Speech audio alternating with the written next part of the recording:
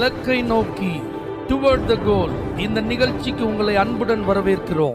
Praise the Lord. ஆண்டவராகிய இயேசுவின் இனிய நாமத்தில் அன்பின் வாழ்த்துக்கள். 29ஆம் சங்கீதம் 11ஆம் வசனம்.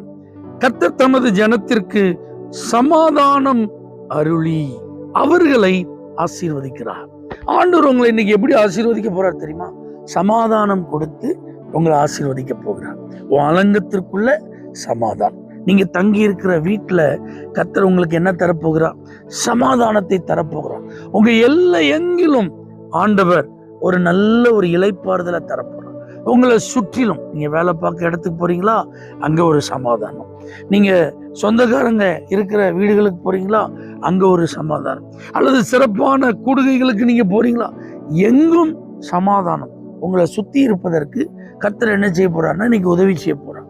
நிம்மதியே இல்லை பாஸ்டர், வாழ்க்கையில ஒரே பிரச்சனையா இருக்கு, எதை எடுத்தாலும் ஒரே பிரச்சனை தான், தடையா இருக்கு, எங்க போனாலும் யாரோடு எனக்கு சமாதானம் இல்லை, யாரும் நல்ல ஒரு அன்போட ஐக்கியமா இல்லை, ஒரே பிரிவினை, சண்டை, தேவையில்லாத வாக்குவாதம், வீணான பிரச்சனைகள் என் வாழ்க்கையில தொடர்ந்து வந்துட்டே இருக்கு. மொத்தத்துல எனக்கு அமைதியே இல்லை, மனசுல நிம்மதியே இல்லை, என் வாழ்க்கையில ஐயோ வீட்டுல எனக்கு சமாதானமே இல்லை. இப்படிலாம் பல விதங்களில நீங்க குழம்புகிற ஒரு பாதிக்கப்பட்ட நபரா இருக்கலாம். ஆனா ஆண்டவர் யார் தெரியுமா? அவர் என்னுடைய சமாதானத்தையே நான் உனக்கு வைத்து போகிறேன் என்று சொன்னவர். உலகம் கொடுக்கிற பிரகாரமாக அல்ல, அதை யாரும் உன்னிடத்துல இருந்து எடுத்துக்கொள்ள முடியாது. அப்போ பிரச்சனைகள் நம்முடைய சமாதானத்தை எடுக்க முடியாது. பலவீனங்கள், வியாதிகள் நம்முடைய சமாதானத்தை எடுக்க முடியாது. பண பிரச்சனை நம்முடைய சமாதானத்தை எடுக்க முடியாது. அல்லது நம்மை சுற்றிலும் இருக்கிற நம்முடைய சத்துருக்கள் நம்முடைய சமாதானத்தை எடுக்கவே முடியாதுங்க. நம்ம வாழ்க்கையில் இருக்கிற எதிர்மறையான எந்த காரியங்களும் நம்முடைய சமாதானத்தை எடுக்க முடியாது. அப்ப இதெல்லாம் நமக்கு எப்படி சாத்தியமாகும்? உம்மை உறுதியாய் பற்றி கொண்ட மனதை உடையவன், உண்மையே நம்பி இருக்கிறபடியால் நீர் அவனை பூரண சமாதானத்துடன் காத்துக்கொள்வீர். அப்போ ஆண்டவர் அவரை நீங்க நம்பி இருக்கணும்னு தான் எதிர்பார்க்கிறார்.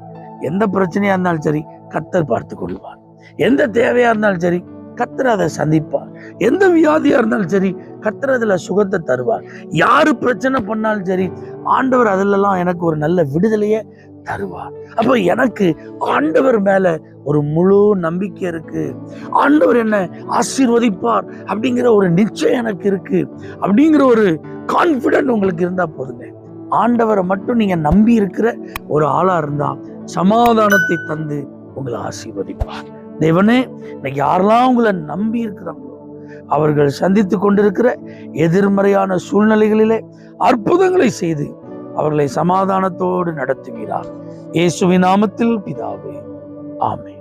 For prayer contact Pastor J. J. Kumar, El Shaddai Ministries, 9500252586, Surandai.